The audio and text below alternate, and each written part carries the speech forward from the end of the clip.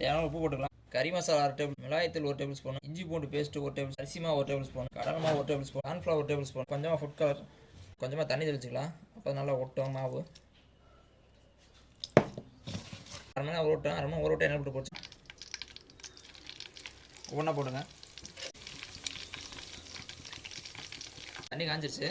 நம்ம நூடுல்ஸை போட்டுக்கலாம்.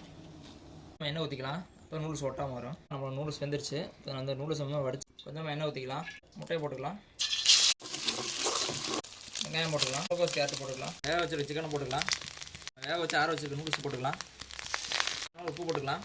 மிளகாய்த்தூள் 1/2 table spoon, masala 1 table spoon, 1/2 table spoon.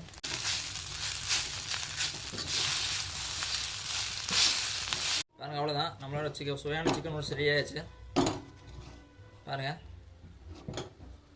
இந்த மாதிரியான சிக்கன் நூடுல்ஸ் உங்கள் வீட்டில் நீங்களும் செஞ்சு பாருங்கள். இந்த வீடியோ பார்த்து ரொம்ப